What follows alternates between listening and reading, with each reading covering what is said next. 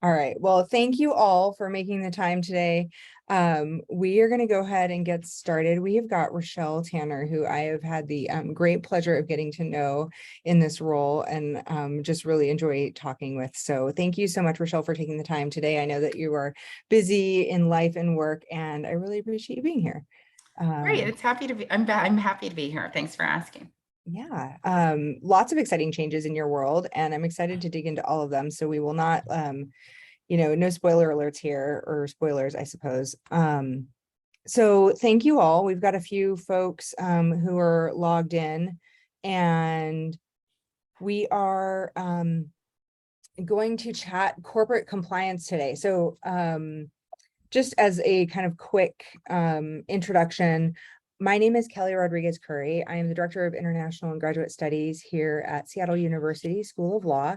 My contact information is below, and I will also have that at the end, so there's no need to write anything frantically. I am an alum of Seattle University School of Law, and I earned both my Juris Doctor, so my law degree here, and my Master of Sports Administration and Leadership in the graduate school. I have been on campus here for coming up on 9 or 10 years. I mean, I guess if you count my time as a student, it's been over 10 years.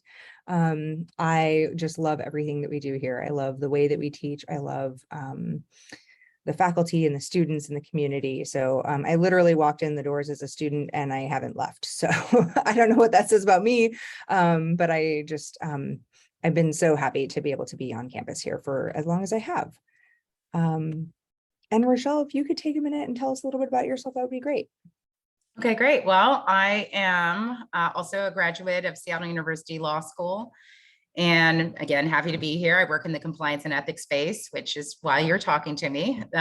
So I also, in addition to, so I work at Meta right now, which is, I'm just 2 months in, very new in role.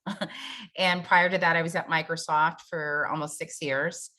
And I think we'll probably get into a little bit of my job history, so I'll save that. But mostly between that job and serving as adjunct faculty for this program, which I love, it's just a great opportunity for me to pull away from work and remember kind of why I'm doing this. And so I enjoy having these conversations, and I'm delighted that you've invited me. So Thank you so much. I really appreciate it. I always love talking to alums also, because I feel like our little network here that we have at SU is super powerful, and there's a unique experience here in the law school, both in the JD alums, and then also I'm finding it in our master's alums, as kind of like we've started to graduate some cohorts now, and just as people engage online, and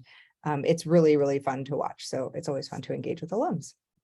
I've made you co-host, so I think you might actually be able to turn on your own video, maybe, hopefully. Or not. Maybe not. Well, I've done something, so we'll see if I appear at any point. But as you see, it's just a black screen now, so yes, I'm not sure. Well, we'll see. All right. So we are going to take it really high level. Sometimes we get into the weeds around courses and all of that. We can certainly do that if you'll have questions. Absolutely. Rochelle has a lot of experience both teaching in the program. I've taught in the program.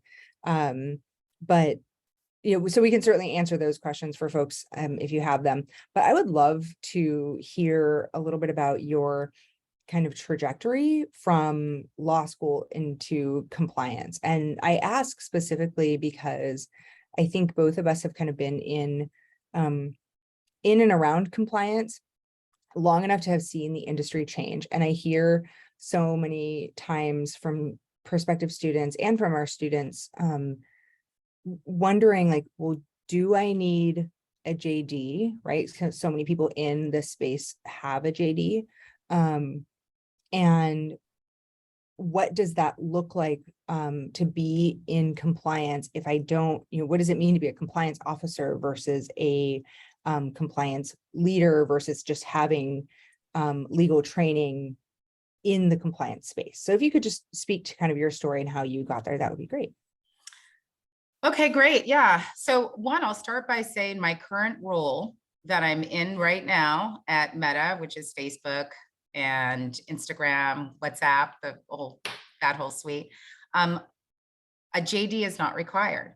So although I believe my JD helped me get to this point, but it just kind of goes to show that, there are a variety of roles, some requiring a legal degree and some that do not. But so backing up, when I was at the law school, I was trying to determine what I was going to do. I was in my third year. I had done a intern and externship at the Court of Appeals and did a Rule 9 after my second year with the Public Defender's Office. And then I had the opportunity to interview for a firm, Williams Kastner, and I was just naturally gravitated towards employment law. Previously, I worked at like NIH in the personnel office. I don't know, it seems like I was always sort of dealing with employees in some way. But so I worked at the law firm, focused on labor and employment law for about 6 years. And then I was asked to interview for a position at a nonprofit as a general counsel, where I'd oversee all various aspects of law. And so I did, and I ended up getting that role where I stayed for 12 years. So in that role, there were a bunch of different industries going on. It was an international nonprofit. So we had overseas relief and development, also radio stations. We had schools, K through 12, kindergarten through 12, pre-K even. We had daycare. We had nursing centers, assisted living, independent living, and camps, like a lot of different things that all are either subject to some regulations or just definitely involved risk. And so while I was there for almost 13 years before going to Microsoft. We did implement a compliance program, primarily for our nursing centers and assisted living facilities, because we had Medicare. So there were requirements to have an effective compliance program. But then in some of our overseas relief and development work, we were in countries that were known to have persons who were connected to terrorism. And so some of our work, we had to make sure and do some OFAC reporting on what we were doing, where money was going, that sort of thing. So I say all that to say, kind of being immersed in that experience in the business. As a lawyer, my job was general counsel there. I could see, managing risk, managing employees, letting employees know kind of what's expected. It was very important for the company and very helpful for the employees. And so that's where I would say a lot of my compliance and ethics, well, I shouldn't say I would say, that is where I really started the focus on compliance and ethics. And I'd say probably about year 7 or 8. And so,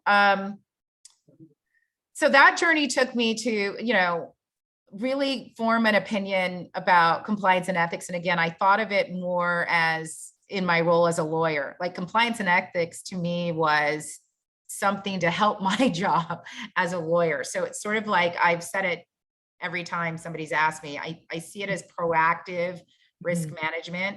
You understand what the regulations are and so forth.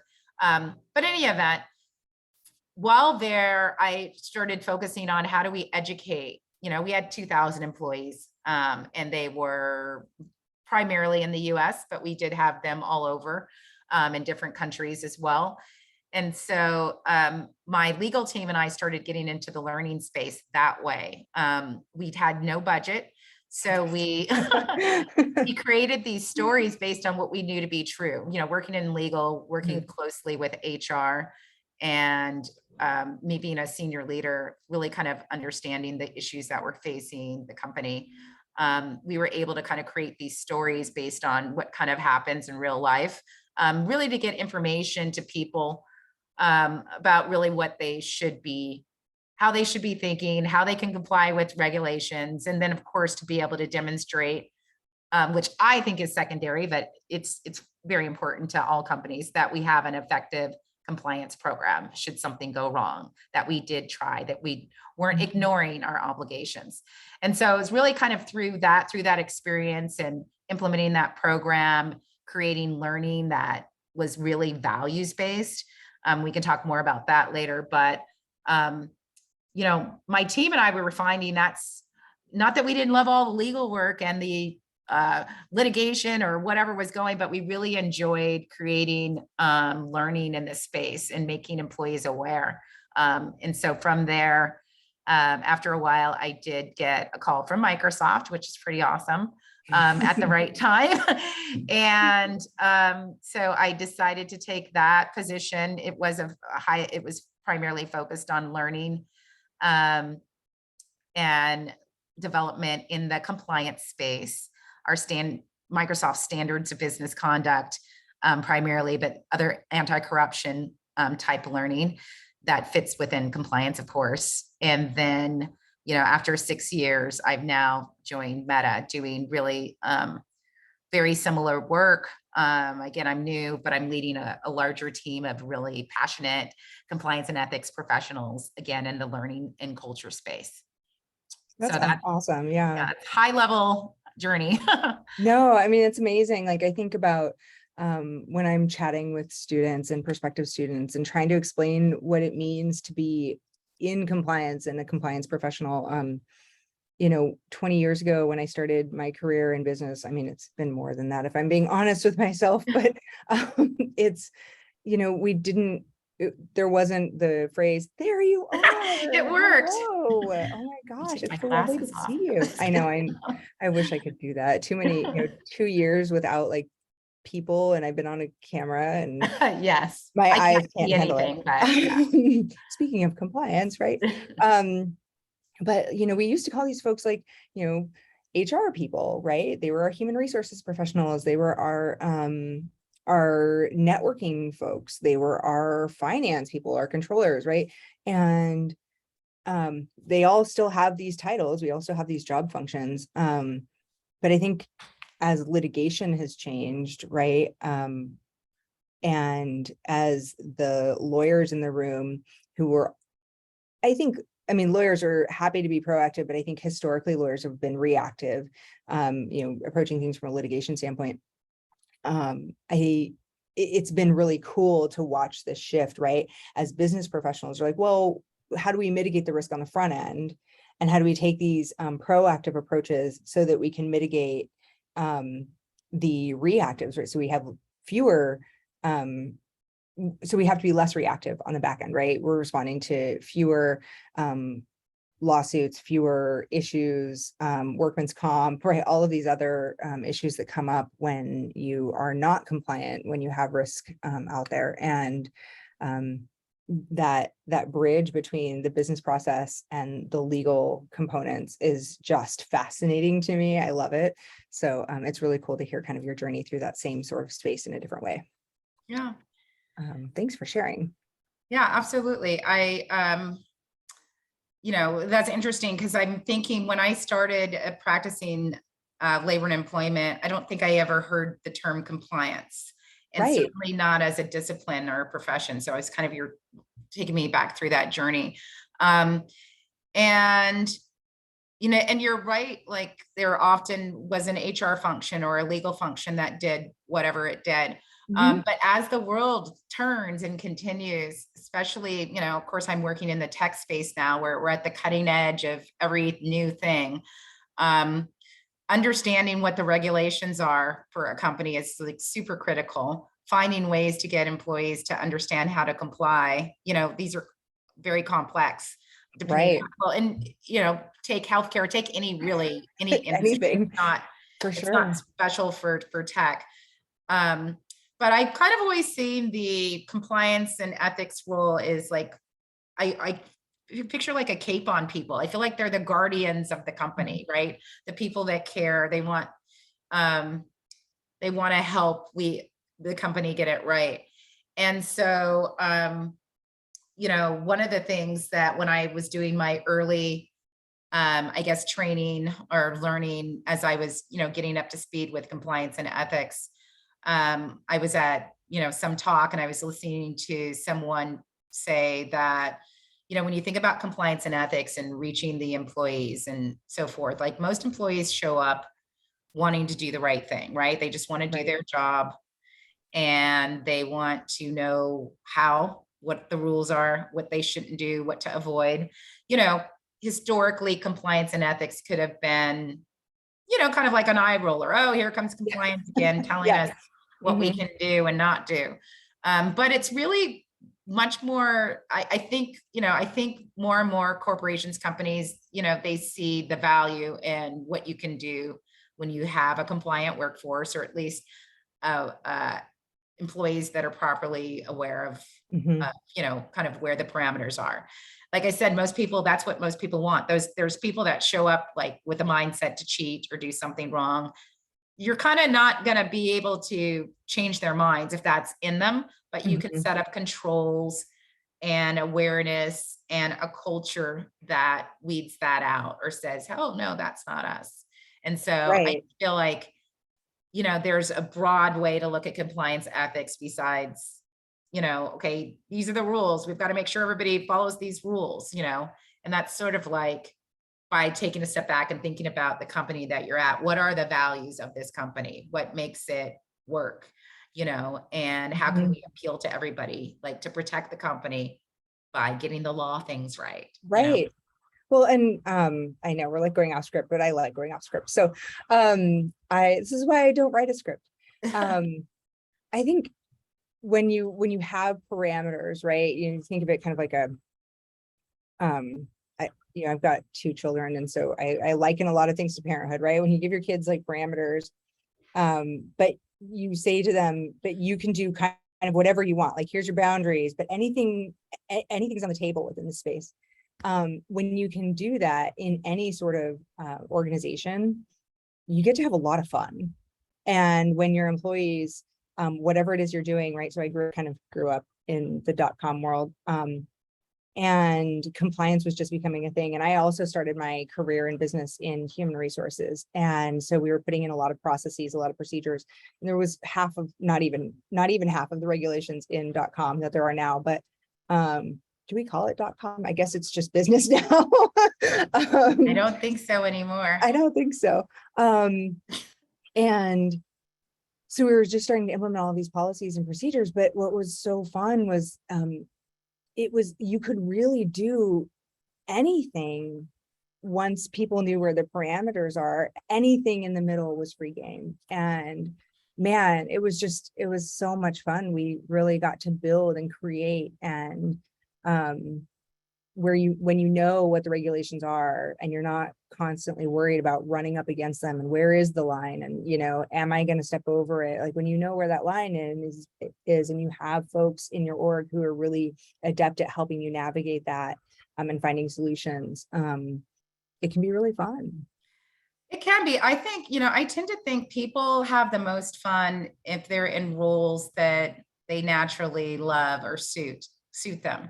Like Mhm. I was saying, when my legal team back 2 jobs ago, we were creating, training courses with zero budget. We were doing Right. still shots and narration. And I think we paid like a high school student to edit, who was taking some editing course. But those were super popular. I mean, people loved Mhm. them. Um, but I can say, like, we all noticed we were having a good time, right? Creating content.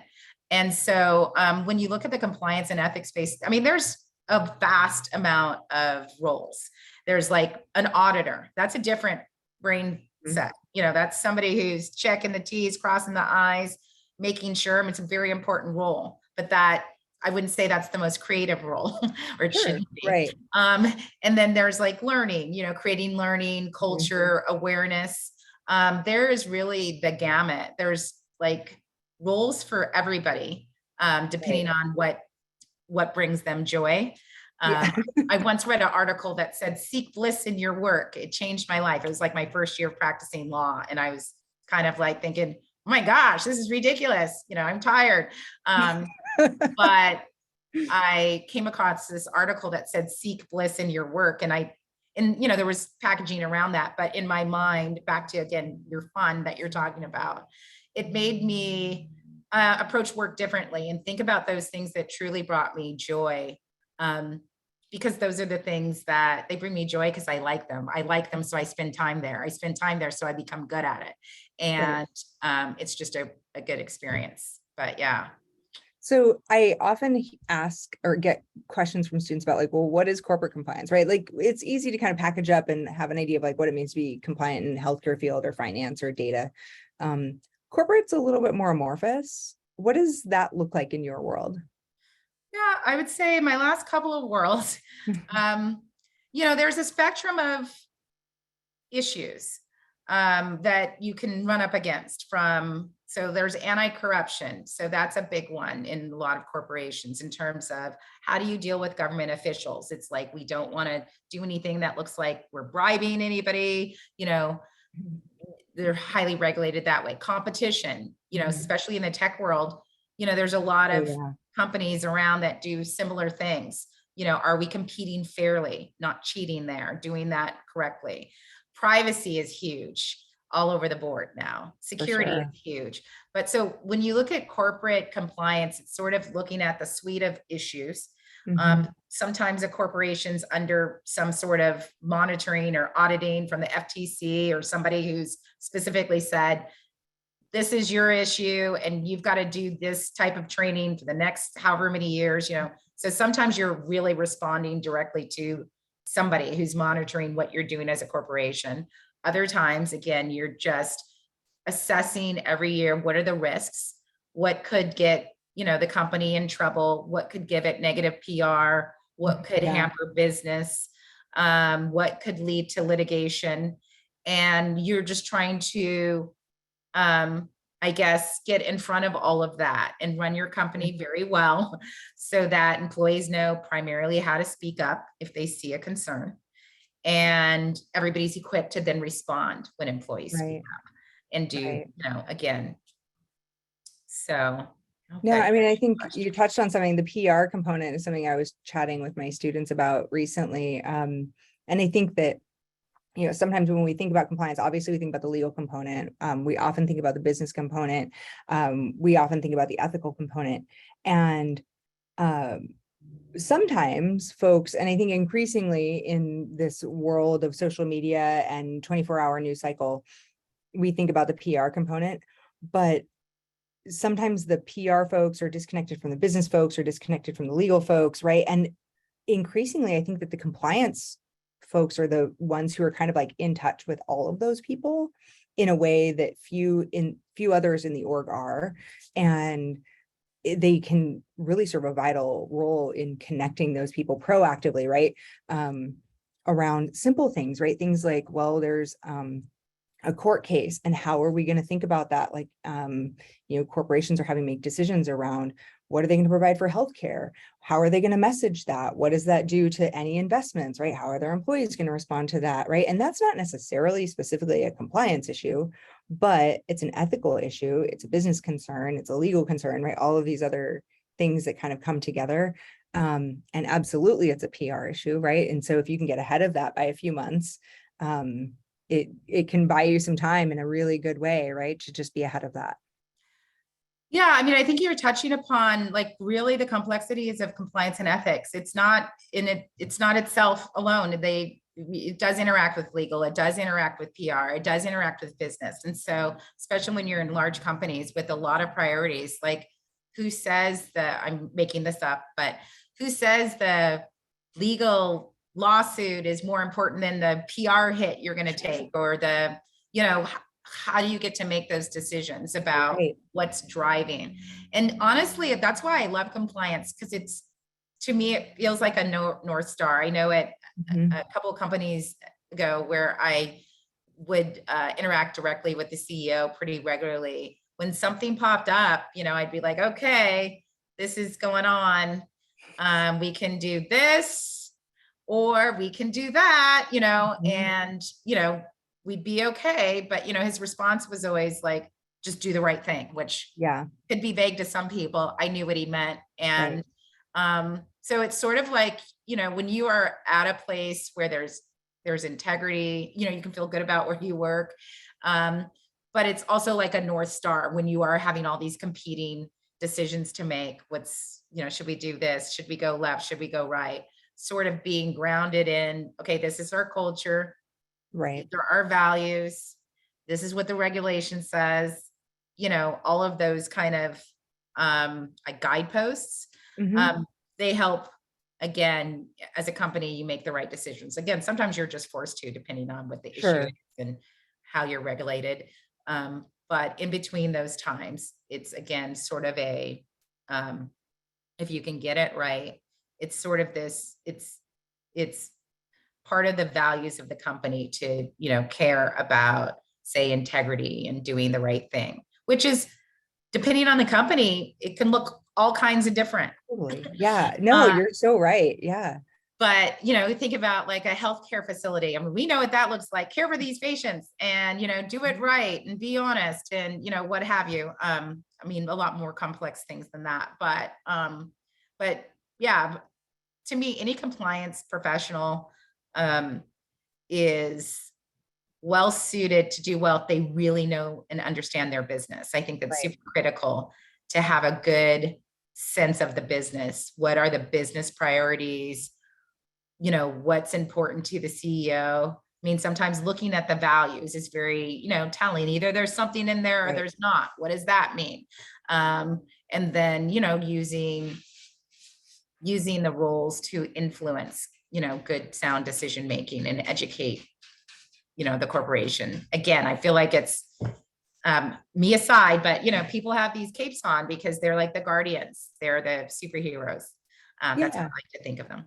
No, I think you're so right. I mean, we talk about that so much in our classes. And I think it's something that Seattle U does really well across the board in every, I mean, I've worked in a lot of colleges here, but in the law school and the business school, it's something we do really well, is challenging our students to think through not just the subject matter that we're talking about, right? So I was recently chatting through with some of my students around, healthcare compliance and data breach, right? So there's healthcare and there's data, and what happens, when something is compromised. And sure, there's the, okay, well, how do you proactively make sure that it's, you do your best to make sure it's not compromised? What happens when it is?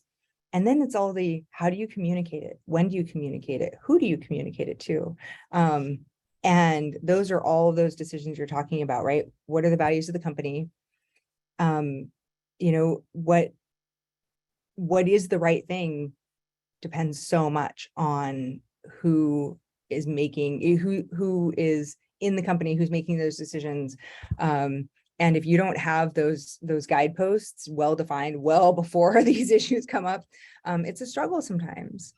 Yeah, it can be. Yeah, I think of this documentary that I saw. I think it was on Netflix. I think it's called Dirty Money. In fact, I know it is. And I think it was season 1. I have no idea what the episode was, but it had something to do with the bank.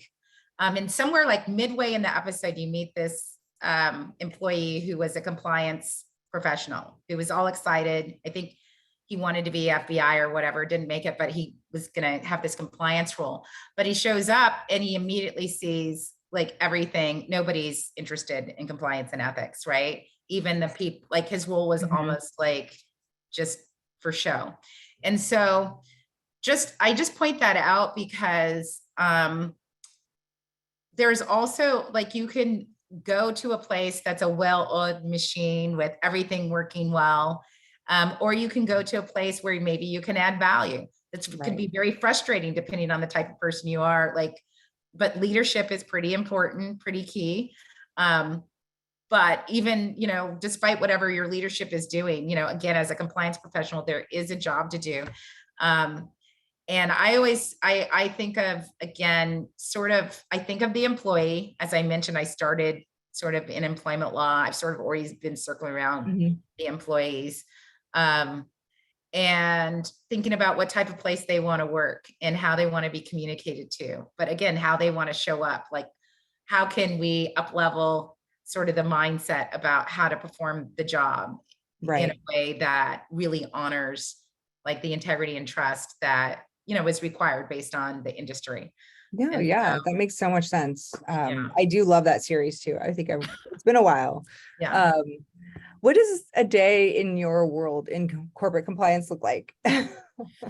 It can look very different depending on the day, but I mean, a lot of meetings, a lot of, for me, my focus is in the learning area. And so Mhm. again, I'm new in current role. And so I'm still observing. So I can't speak to it. I could say Sure. sitting on calls and stressing out because I don't know the acronym. That's what I Oh do. gosh. Um, Yeah, I hear that. but I'm getting better in 2 months in. So it's been a good trajectory. But primarily, for the past several years, I've been, again, as I mentioned, in the learning space, learning and culture space. So I do a lot of writing, again, drawing on just skills, things that bring me joy, to create coursework, storytelling, and again, with the goal of capturing employees' attention, letting them know out of all the other things to focus on, here's something that you want to focus on. I try to work on making it engaging and useful so employees feel like it's not a have to, but a want to or a Right. get to. I mean, these are tall orders, but it's possible. You just have to believe. And so going back to what I said about my experience, like when I was at the law firm, I did litigation. So I was already at the end of whatever bad thing happened in Yeah. court, right? Defending Yep. employers. And so I know where it can go, right? Mhm. And then when I was in-house working, I actually was a VP of HR for a little while I was also the general counsel. And so again, watching employees, I think that's where I firmed up my belief that employees should be in jobs that they love, if possible. People that Yeah. hated their job, of course, you're going to be coming in HR. I mean, there's going to Sure. be problems if you Right. work 8 hours, something that you don't like doing. That's going to, show itself. Um, but anyway, and in that role, I was a general counsel, but I was also like a senior vice president. So I was at the kind of top of the organization thinking about how do we get messages out to employees. Then when I was at Microsoft, I was more of an individual contributor. So I had a Oh, team interesting. primarily of vendors, but my role was mostly like, to me, I felt more like an employee than I ever had in Mhm. terms of I'm an employee, I'm not at the top, I'm just Right. going along. And so I could see the perspective of employees. So I say all that. I've forgotten what your question is, but the answer is, you know, from all of that experience, looking at things from different perspectives, Mhm. that's given me, I think, a pretty um, well-rounded voice when I'm Mhm. trying to write stories. Of course, that's right, it was the day in the life. I work with experts, subject matter experts, lawyers in particular fields. I Mhm. talk to, like, if I'm writing storylines about engineers, I will talk to engineers. Okay, how does it really happen? What are the words that you use? What are the scenarios? How, like, here's the risk. How would you mitigate it or not? Right. And Right. so my job can look a bunch of different kind of ways. Personally, a day in the life. Currently, I'm in heavy learning mode and thinking about strategy for Sure. what's next. But like I said, depending on what niche in the compliance and Mhm. ethics space that one goes to, everything's going to look very different. Uh, Right. No, that makes a lot of sense. I mean, it sounds like what I hear from folks, especially in industries, lots of communicating, right? Communicating across teams, kind of translating sometimes, right? Translating law to non-legal folks, right? People who aren't versed in reading and distilling regulations. Um, Proactively communicating ahead of things, reactively communicating back to things. Yeah, lots of writing, communicating, that sort of stuff. Well, yeah, I mean, like I was saying before, when you look at it like a large, like my current company and the one before, very large, hundreds of thousands of folks. Um, and, with, as I said, competing interests from PR to legal to HR to, Mhm. training to everything, like being able to coordinate those efforts in the right way. I mean, that requires like really thoughtful communication and Right, sure. thinking and brainstorming and collaborating. Can't really do these things effectively, in isolation. Yeah, right. So, Well, especially when you've got, organizations that are hundreds of thousands of people spread across all over the world, right? sure. Yeah.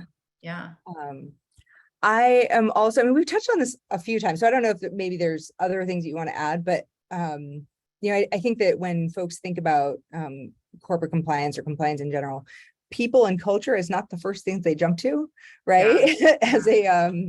As a functional area, right? We think of the process and the documentation and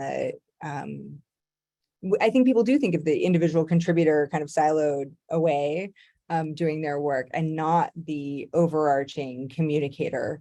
So yeah, I'm not sure if there's more that you would want to add there specifically, but Yeah, no, I would just reiterate that there is that too. There is the auditor, there is the person that goes and is looking at the, regulation and doing that because that's what that person loves, like putting together puzzle pieces or what have you. But that is just the one component. There's some famous quote like culture eats policy for breakfast, or I don't really remember. But yeah, some famous quote that I don't remember, but something about basically you can have all the rules that you want. You can put all the stop gaps in. If your culture is significantly lacking, it's not going to matter. Or you're not going to move the needle as fast or as much. And so compliance work, everything is about people and culture to me. Like work doesn't, I mean, maybe in the future world, all the algorithms will do all the work, but until we get there, we're still dealing with people, human nature. yeah. And again, establishing like the right culture or the culture that you want. When I say you, whatever, whoever the leaders are in a given organization is pretty fundamental to opening up, the space to have an effective compliance and ethics program. So first, people just have to be receptive to it. Like if I mentioned before, like compliance back in the former days was like an eye roll or something, before it really was going, somebody would come in, these are the rules, here's the rule book, read it once a year, I'm out. And that's a certain, that's one way to look at it, but that's so narrow. We've evolved from there. We know it's really about the people and the culture. I think it's so powerful. I mean, one of the things that, we talked about this before, right? One of the things that when I think about compliance, I think about it as a leadership principle, and it is so broad.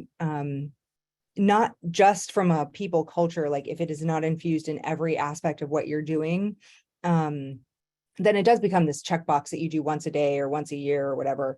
And that's not necessarily healthy for your organization to be compliant with anything really. But I think on an individual level, when I talk to folks about, is this education, right? It's more than a degree, but is the education going to be valuable in a career, and what kinds of careers is it going to be valuable for? I think about, well, if there's a marketing person who is, not a compliance person, but they're a business person, and they have to be adept at, there's plenty of advertising laws out there that marketing folks have to comply with on a regular basis. And my hunch is that most marketing folks, and you can pick a silo of a business, right? Marketing, call centers, anything. And regulations touch every single component of those. So any leader in any silo of any business, I think my perspective, needs to know kind of how to read and distill the regulations that are coming their way and impact their work. And so I think from a broad organizational perspective, right, there is that need to infuse compliance as just every kind of aspect of your business. But then on an individual level, I think that there really is value for in advancing a career in any silo, in being able to read and distill regulations, to communicate and work with the risk managers and the attorneys in your sphere. I love the law, so I'm just a nerd that way, but like I could do this stuff all day, and not everybody wants to or needs to, but I really do see compliance as such a need in leadership as a fundamental principle, in the same way that analytics is, in the same way that, marketing and all of these other, how to read a P&L, all of those things. Yeah, I would agree 100%. I think like compliance is critical for the business. And anytime you're in a compliance role, being able to tie that to business, like the business objectives or the business goals, that's also key. So it doesn't feel like it's a one-off, like we're Right. up here doing business. Oh yeah, and we got this compliance stuff that Right. we have to deal with. It's all one of the same, just like you said. And so I think, you know, just being well versed and really just understanding how compliance operates, how it works. You don't have to know every regulation, but you need to understand how regulations work, you Mhm. know, how to get advice on them when needed. All of those things, again, will serve a compliance professional in a variety of roles. You know, if you're auditing, you know, I was just talking to somebody on a call earlier today about, you know, somebody who had a great auditing background and how they would help us figure out X, Y, or Z because they have the mindset to Right. be able to look at the regulation and figure out, are we meeting it or not? Um, but again, like at the core is like knowing and understanding the business. For Um, sure. yeah. But, you know, I think again, as I was saying earlier, when I'd never really heard of compliance or ethics or just started popping up. So that means, you know, I've been around for a minute, um, to where it is now, which is, it's a super important function for all corporations. It's a great time to be getting involved in compliance and ethics. And it's highly sought. If you look Mhm. at the listings everywhere, there's always compliance professionals. There's going to be no shortage of new regulations. So That's for sure. it's just, yeah, and Yeah. I want to say I shouldn't say I want to say, what really happened is somewhere in my career, I applied for a role, I would say, and it was an employment law role. And somewhere in the middle of the process, they changed it to a compliance role. And then there were people with compliance experience. I did not have that, but I remember thinking, like paying attention, like compliance is big. It's only going to get bigger. Yeah. And so like really starting to plug in and making sure I was ready for the next opportunity when somebody presented something pretty awesome with compliance component. And then Microsoft came, you know, like 5 years Yeah. later. So, yeah, so it's still, I mean, compliance and ethics, whatever. I'm a Yeah. big It's huge. champion for it.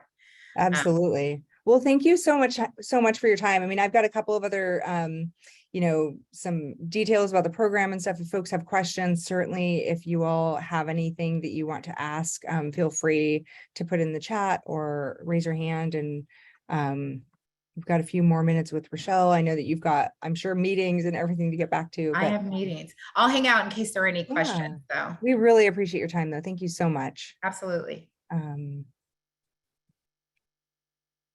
you know, specific to the program, you know, if anyone has other questions, I will put up a my contact information, and certainly y'all are welcome to reach out directly to me or you know, send us a note and we can get back to you. But thank you so much, Rochelle. I really appreciate your time and everything that you do for us. It's so great to work with you, and I've really liked, I've just enjoyed really getting to know you in the last several months. Thank you. You as well. Look forward to doing Yeah, more with the program. It's a great thanks so program. much. All right. Well, just before we head off entirely, I will review a couple of things. We've got our spring application open right now. The final deadline is December 1st, but our scholarship deadline, so if you are wanting to apply and be considered for a scholarship, is November 14th. Classes are starting in January. And then I just got kind of a little, this is our building. This is where Rochelle and I both attended classes, and this is where I work. I love this picture, so it's one of my favorites. And you know, we know we've got you know, some things about Seattle U that set us apart, and the ones that I love to highlight, I think Rochelle and I have kind of chatted about a little bit here today. Certainly the focus on the ethical and like leadership components around compliance are something that we really love to do here at Seattle U and challenge our students to really think thoughtfully about. So with that, I thank you all for joining us, and feel free to let me know if you have any other questions. I'll put my information back up here one more time. And thank you so much. Thanks again, Rochelle. I really appreciate your time. Take care. Thank you.